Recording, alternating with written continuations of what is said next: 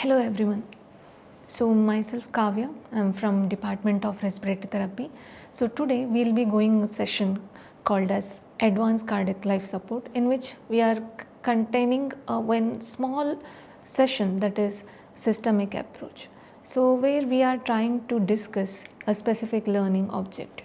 So the specific learning objectives where it mainly includes how to recognize the cardiac arrest signs and how to perform effective CPR, and also you have to know what is the importance of giving early defibrillation and basic airway management techniques. So that will be discussed in this session. At the same time, we have to know how to apply ABCD approach. That is very important as a healthcare provider, especially the ACLS provider, while we are trying to assess the patient.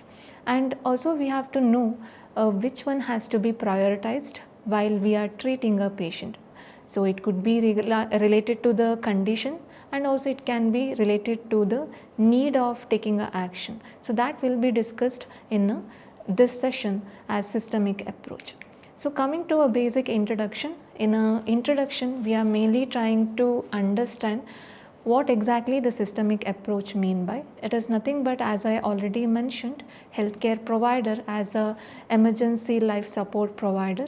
They have to know how to assess a patient, at the same time how to treat a patient. So this assessment is mainly the topic which will be discussed in this session as systemic approach. So whoever a patient is ill and whoever the patient is injured, we have to give a optimal care to a patient. So that will be discussed in this session. So as a main goal, as a healthcare provider or a healthcare team member, you have to know, as if you see a patient of cardiac arrest or respiratory arrest patient, we have to know how to restore oxygenation, at the same time how to restore their ventilation and the circulation. So these are the three major things which are very most important for a person to lead their life.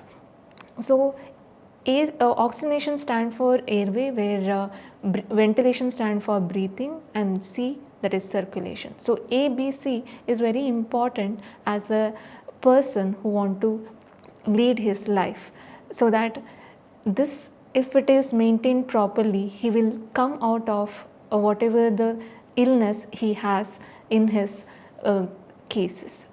So mainly that is a very important thing. Other than that, once he regained his conscious, we also go for a resuscitation, that is return of spontaneous circulation. So that is the main concept what we are trying to understand with this systemic approach.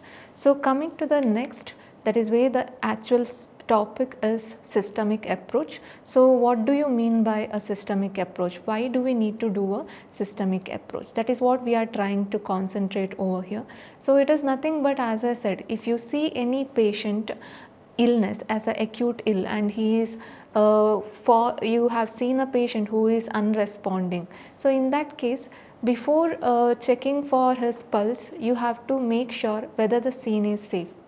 So that scene safety has to be done only after. Why the scene safety is very important? Scene safety is very important as such, when the patient, when you are trying to provide a CPR, it should be effectively given to the patient, so that scene safety will be checked. So after the scene safety is done, we are trying to follow systemic approach. So which will be the very important thing what we are going to discuss today. So in systemic approach, we are trying to assess. Before doing it, we have to first understand what is the level of consciousness a patient is having. So the level of consciousness can be divided into two, that is unconscious and the conscious. So if a person is conscious, what you are supposed to do? So you can see over here, as I mentioned, it is a initial approach. Initial impression will let you know that what is the patient's level of consciousness. So level of consciousness, as I said, it can be unconscious and it could be conscious. If it is a conscious, we have to check for directly the initial assessment start with the primary assessment, that is A, B, C, D, E. Later we are supposed to go to secondary assessment, that is sample and 5HS and 5 tests. But if you see a patient who is unconscious while you are checking for his level of consciousness, so in that case first evaluation has to go under BLS assessment. So once the BLS assessment is done, then you are supposed to go for a primary assessment. So this is very important in case of conducting or assessing a patient whoever seen to be ill. So before doing all this thing, we have to make sure, as I said, we are supposed to make sure the scene is safe. So once the scene is safe, how you are trying to maintain a scene is safe? That is nothing but you have to make sure the patient is, if is lying somewhere in the middle of the road, you have to make sure he has moved to the side and he has rest in a flat surface or a hard surface, so that if in case you are planning to, or if you are supposed to give a CPR, it can be effectively provided. So that is why the scene safety is very important.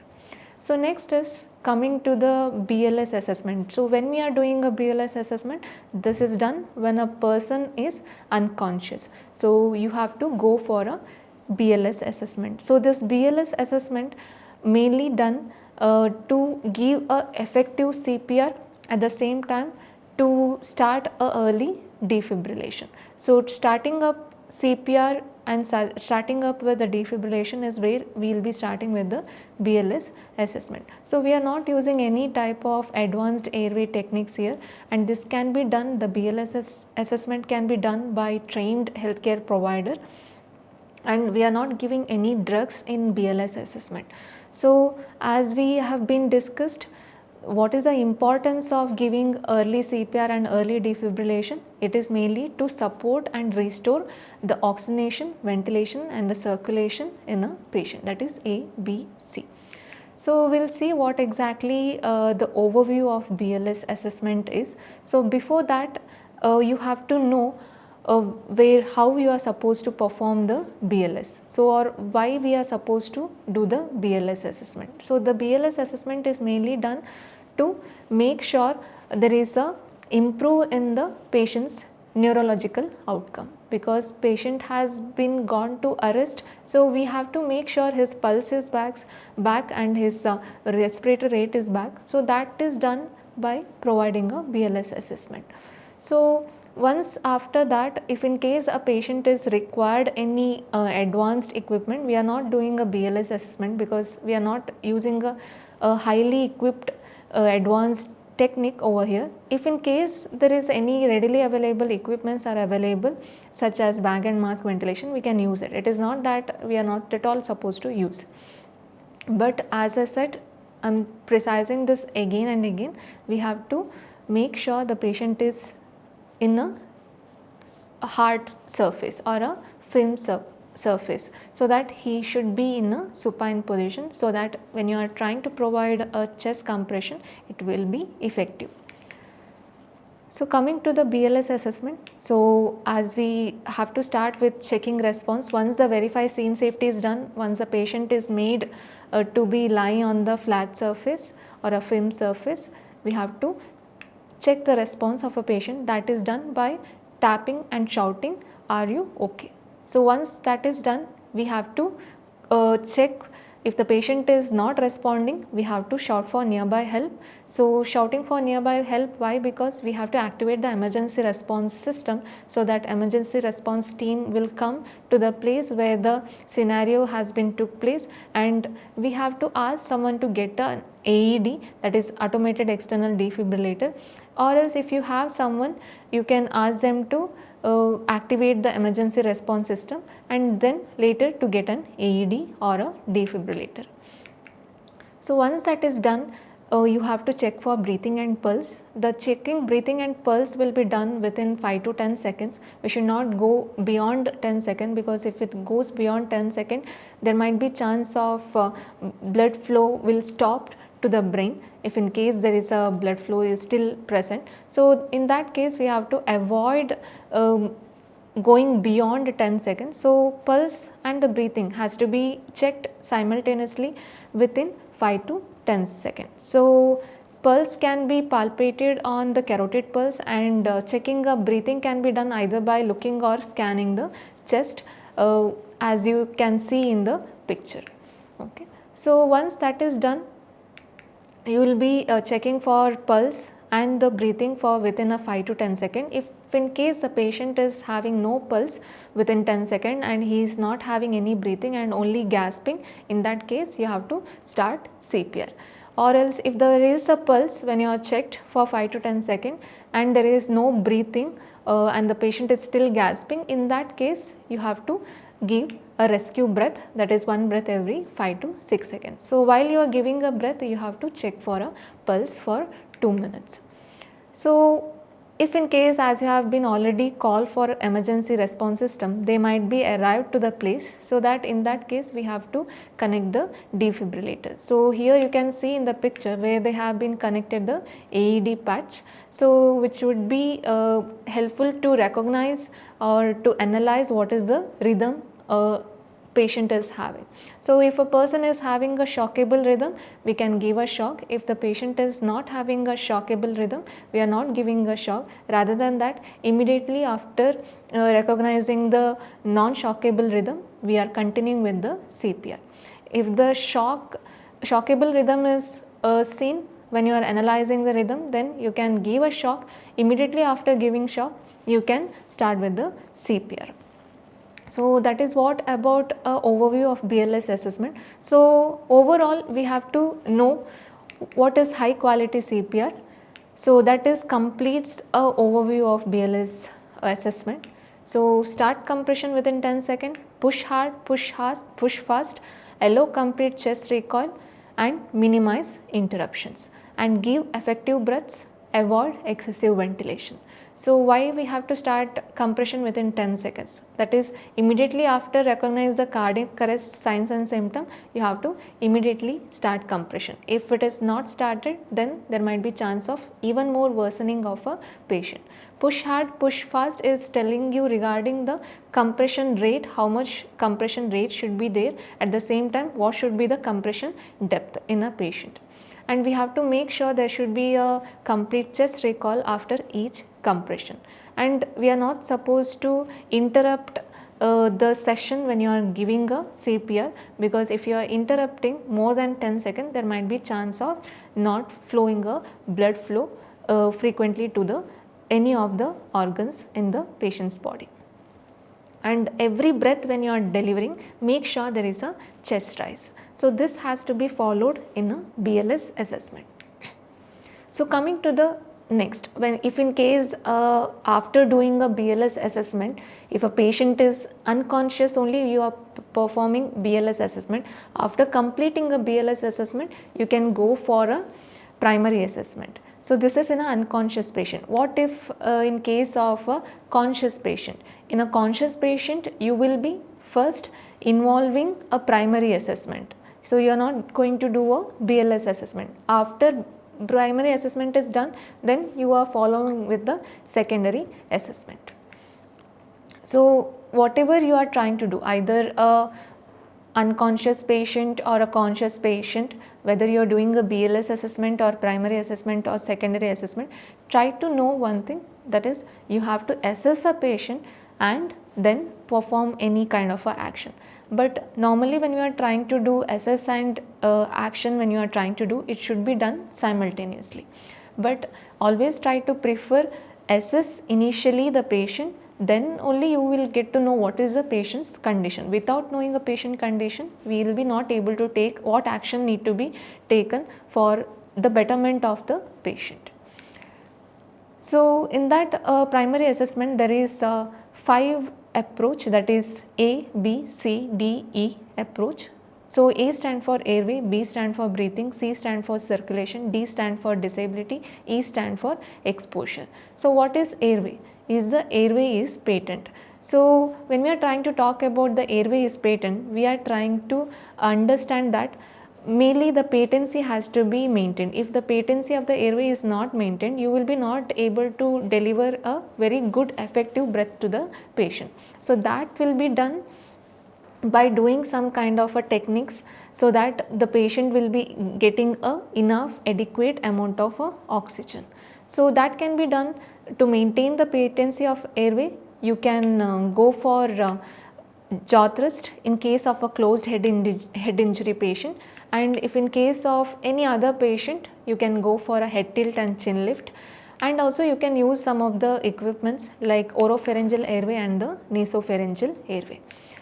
And after doing that, if in case you require a advanced airway, so this is where if in case the airway patency is where you could not maintain the airway patency using those head tilt and chin lift or jaw thrust or oropharyngeal airway or nasopharyngeal airway, then you will be considering the advanced airway management. So this is like whether ventilation is required as an external source to a patient for the maintenance of a airway. So that can be checked.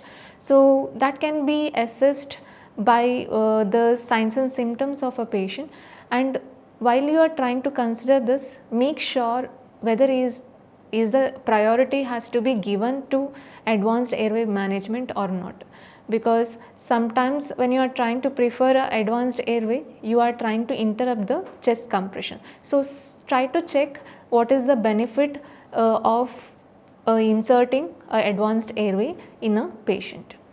And once that is done, and if you see that there is no need of advanced airway, the bag and mask ventilation is fine to the patient, so you can continue bag and mask ventilation until the patient is respond to you, as you have been started with CPR and defibrillation. If in case the patient is not responding to the whatever the CPR or the defibrillation you are going to give to the patient, then you can go for a advanced airway placement. So in case of advanced airway placement, you can place these, there are different types of advanced airway. Here we have mentioned 4 of the equipments. One is LME and esophageal tracheal tube, or we can call it as a combi tube, endotracheal tube and a laryngeal tube. So these are the different advanced airway placement can be done. And if in case after placing the airway you want to confirm whether the tube is in place or not, so that can be done by assessing a patient. Physical examination can be done by auscultating a patient. If not, you can also connect ETCO2 monitoring. So that is a waveform capnography. You can see in the previous picture. So this is where there is a ETCO2 monitoring has been connected, so that you can visualize whether there is a placement is done onto the trachea or not. Okay, so we can do either physical examination or you can connect a waveform capnography. So once the tube has been placed on a proper placement is done, then you will be securing the device or securing the tube. Until you are confirming the tube placement, do not secure the device. So after this also you can use a continuous monitoring of waveform capnography can be done. So this is all about airway. So in the airway we have been focused on is the airway is patent and is the advanced airway is required. If in case we are placing an advanced airway, what next we have to do? So we have to stabilize the airway tube, that is by securing. Before securing you have to confirm the placement. So coming to the B, that is breathing. So when we check for a breathing, we will be assessing for whether while giving a oxygenation, whether it is adequate to the patient or not. So that can be assessed. For example, if a patient is a cardiac arrest patient, we have to give 100% oxygen, whatever the case it is. But if in case of other patient, whoever not a cardiac arrest patient, so in that case we can try to target a saturation is around 94%. So this delivering 100% oxygenation has to maintain at least a 98% of saturation. So that can be assessed using a pulse oximetry device. And also you can check for adequacy of ventilation and oxygenation, that is by checking the patient physical examination can be done, especially the skin appearance. So whether the patient is having cyanosis or the patient is having any kind of a perfusion problem. So that can be given a clear idea regarding adequacy of ventilation and the oxygenation. Or else you can also connect the pulse oximeter and also you can connect the capnography device. So which will give you an idea of whether there is a adequate oxygenation and ventilation is maintained by the patient, but try to avoid giving excessive ventilation. So you should minimize giving a ventilation. You don't hyperventilate the patient. That should be kept in a mind. So that is about breathing. So breathing stands for whether what amount of breath is being delivered, whether it is effective to the patient. So that can be assessed using a saturation, and also you are trying to see whether the whatever the oxygenation is given to the patient is being delivering effectively or not. So coming to the C, that is circulation. So this is where we have to have a very good effective CPR has to be done. Chest compression, if it is delivered effectively, then the patient can have a very good survival rate. So that can be monitored using a device again, that is capnography waveform can be assessed. So that mainly if in case of you are trying to assess a capnography, if the reading, the PtCO2 reading, if it is showing less than 10 mmHg, that means that you have to improve your CPR quality. So similarly, you can also go for intra-arterial pressure. So this intra-arterial pressure also will give you an idea whether improving the CPR quality is required or not. So if you check for a diastolic pressure, if it is falls less than 20 mmHg, that means that you have to improve the CPR quality. So that is what they are trying to talk about circulation. And also you can connect AED and defibrillator. So why the need of AED and defibrillator is required here? Because you have to assess what is the arrhythmia the patient has been trying to have during a cardiac arrest. So that is can be assessed only by connecting the defibrillator and the cardioversion. So that is why we will be connecting either AED or else you can try to give a defibrillation. Then also you have to assess as a part of circulation, you have to make sure there is a proper blood flow. So the proper blood flow can be assessed by giving a appropriate fluids to the patient. So before giving a fluid or any kind of a drugs to the patient to maintain their rhythm and the blood pressure, a patient should have an IV-IO access. So that is where you will be trying to secure the IV-IO access. Once that is access has been given to the patient, then you can deliver the drugs or the fluids through the IV-IO access. So after which you can also check for glucose and the temperature, and also you can check for a perfusion issue by the same technique as you can do for cyanosis can be assessed, as well as you can go for a capillary refill. So all this technique can be done as a part of a circulation. So that covers A, B, C. So A stand for airway, B stand for breathing, and C stand for circulation. So C, where mainly we are trying to focus on a blood flow, whether it is if in case the blood flow is not maintained properly, we have to deliver a fluid resuscitation. That is what they are trying to talk about the C. Then coming to the D, that is disability. So what is disability? So disability is where we will be trying to check for a neurological function. So this can be assessed very quickly by the mnemonic called as AVPU. So A stand for alert, V stand for voice, P stand for pain, and U stand for unresponsiveness. So what is this AVPU? So that is nothing but you have to check the patient response. So whether the patient is opening the eyes spontaneously or not, or whether the patient is opening the eyes only for the when you are trying to say something or by calling his name, or when you are trying to give any kind of a painful stimuli, whether he is responding. So or else whatever you do, either you talk verbally or give a pain stimuli, still if he is not responding, that is where we say it is a unresponsive. So this is what the disability we are going to check as a part of a neurological function. So coming to the next, that is the last approach of primary assessment, that is exposure, that is E stand for exposure. So what do you mean by exposure? Exposure is nothing but where you have to assess the patient as a physical examination you are going to do as a part of it. So where you are going to assess for any kind of obvious signs is being observed in a patient. So you will be trying to expose the patient by removing his cloth and making sure he is in a bare chest, and you are trying to assess for any unusual markings and if there is any presence of a bleeding, burns, or there is any signs of trauma. So all these things is being checked by exposing the patient's body, so that you will get an overall idea about what exactly the patient is having a signs and symptoms. So this covers a primary assessment. So it has 5 approaches as I have been discussed: A, B, C, D and E. So the last content, that is secondary assessment. So in the secondary assessment, we are trying to do this assessment mainly because we have to know what exactly could be the differential diagnosis of a patient. Even if the patient is having a cardiac arrest or whatever the arrest might be, but we have to know what made him to come to this scenario, or what made him to fall into this problem. So that is what we are trying to discuss in this secondary assessment. So you will be doing a focused medical history, so where we will be trying to collect some of the details of a patient.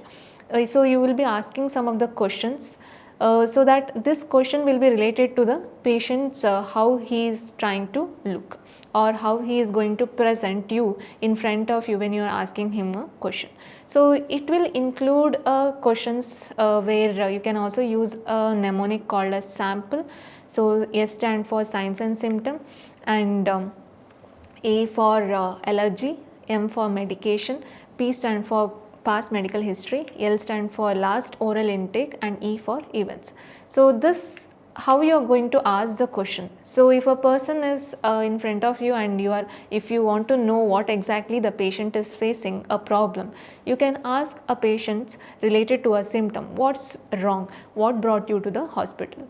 Example, if in case of allergies, you can ask, are you allergic to anything, or if you are in case allergic to something, what will happen to you when you are using that something that allergic to you. So when it comes to medication, you are asking what kind of medication you are taking and when did you take last medication. And when it comes to past medical history, you have to ask whether you had same this problem before, or do you have any other medical problem. And last oral intake, where you are asking a patient when did you have last, or when did you take, or what did you eat or drink in the last. So that's what we are trying to ask it. And at the same time, events. So events, mainly we are trying to focus on injury and the illness. So injury states for how did you get a hurt, if in case of a patient has met with an accident. So that is what we are trying to get an answer from the patient side, how did they get hurt and what led this problem to arise in a patient. So that talks regarding to their illness. So which covers this one of the focused medical history will be done based on a patient presentation. And the other thing what we are trying to do as a reversible causes is 5 H's and the 5 T's. It is also a part of a secondary assessment, where we are trying to focus on 5 H's and 5 T's. So the 5 H's stand for hypovolemia, hypoxia, hydrogen ion, hypokalemia, hypothermia, and 5 T's stand for tension pneumothorax, tamponade cardiac and toxins, and 2 thrombosis, that is pulmonary thrombosis and coronary thrombosis. So what is this 5 H's? So 5 H's, as I already mentioned, what are the 5 H's? You have to know what is the definition, what is their causes, and what is their signs and symptoms and their treatment. So I'll just have a brief, give a brief idea about it, what is all this 5 H's and 5 T's. So 5 H's mainly hypovolemia, as the name says, it is a hypovolemia. It is a loss of a fluid volume. It is especially where you have to give, in case of a hypovolemia, you have to obtain an IV-IO access and you have to give a fluid to the patient. So this is where you will be trying to assess for a fluid resuscitation. So next is about the hypoxia. So again, hypoxia stands for, it is a deprivation of a oxygen level in a blood. So in that case, what you are supposed to do? So in that case, you can try to provide a oxygenation. Oxygenation is low, so you are providing a oxygenation. If the fluid is low, what you are going to do? You are going to give a fluid resuscitation. That is what they are trying to mention. And next is a hydrogen ion, that is where we are trying to talk about acidosis. If in case the patient is having a metabolic acidosis, we are supposed to give a sodium bicarbonate. And if in case a patient is having a respiratory acidosis, we have to ventilate the patient, where we have to give a breathing as a mechanical ventilator also we can connect. And next is a hyper and hypokalemia. So hyper means it is a high potassium level, so hypo means it is a low potassium level. If in case of hypo, we have to try to give a administration of a infusion of potassium can be given as a this, but when you are trying to give it, we have to give it very rapidly.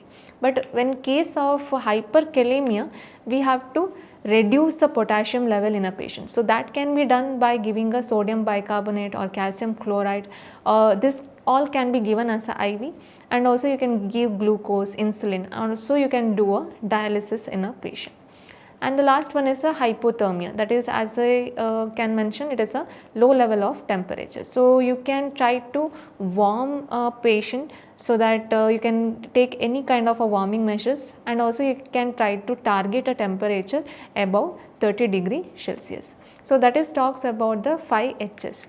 So the last one is 5 T's. So 5 T's is about where we are trying to talk about what is cardiac tamponade. So the definition, if in case I want to explain that is nothing but where we are trying to mention it is a fluid accumulation.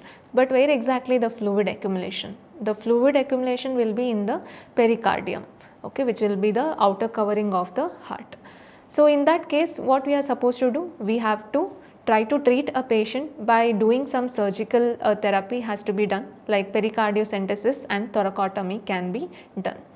Next is toxins. When we are trying to provide a toxins, we have to assess for is there any overdose of a toxin. If in case it could be accidental also, we might be not sure, but we will be trying to assess for it, is there any accidental overdose of a patient has been took any kind of a toxins. And in case of that, how we are going to treat? You can try to give a treatment based on the what type of overdose a patient has. Based on that, you can treat a patient. At the same time, you can also support the patient. Supportive care like oxygen therapy or any kind of supportive care can be given to the patient. Next is a tension pneumothorax. It is nothing but is a fluid where we say fluid accumulation is a cardiac tamponade, but what will happen in a tension pneumothorax? There will be a air accumulation in the pleural cavity. So which is the pleural cavity is the outer covering of a lung. So that is where it will end up into tension pneumothorax. So if in case a patient is having a tension pneumothorax, we have to give or we have to do some kind of procedure, like you can either insert a ICD tube, that is intracostal drainage tube, or else you can go for a needle decompression. And next is thrombosis, that is pulmonary thrombosis and coronary thrombosis. So thrombosis mainly talks about the blockage of artery, so that there might be a not sufficient amount of blood will be delivered to the heart. So if in case of a patient is having a pulmonary thrombosis, there will be a blockage of pulmonary artery. So if in case this occurs, then obviously the patient will end up into collapse of respiration, or we can say there will be a respiratory collapse and sudden patient might die. So in that case, what you are going to do? You can go for surgery like embolectomy can be done, or else you can go for any kind of a drugs, that is fibrinolytic therapy or anticoagulant therapy can be given to the patient. So last one is a coronary thrombosis. As I said, it is a blockage of blood vessels, especially the coronary artery. So that in that area, if it blood is clotted, then there will be not proper blood flow will be given to the or delivered to the heart. So in that case, what you are supposed to do as a treatment, you can go for a angioplasty, that is stent placement, and coronary bypass surgery can be done. So these all are the 5 H's and the 5 T's. So secondary assessment is tells you regarding to how we are supposed to assess for any differential diagnosis of a patient. So that can be done using a sample, and 5Hs and the 5Ts can be assessed as a signs and symptoms. So to summarize this topic, systemic approach ACLS, it covers as a one picture over here. So in today's session, as I have been mentioned, this systemic approach is a very important as a emergency care provider or as a healthcare provider who will be involved with the patient who is acutely ill. So in that case, what you are supposed to do, if in case of unconscious patient, you have to go for a BLS assessment. If a patient is conscious, then you can go directly to the primary assessment. So this primary assessment has ABCD approach: airway, breathing, circulation, disability and exposure, and in the disability you also have AVPU. So once covering this primary assessment, after completing BLS assessment, primary assessment, you have to go for secondary assessment in the unconscious patient. But if in case of conscious patient, you are going directly to the primary assessment and then you are going for a secondary assessment. So this in secondary assessment you have sample and the 5Hs and 5Ts. So that's all about this topic. So that you can try to check for any further articles over here. So I have been referred American Heart Association, that is Advanced Cardiac Life Support 2020, a provider manual. Thank you.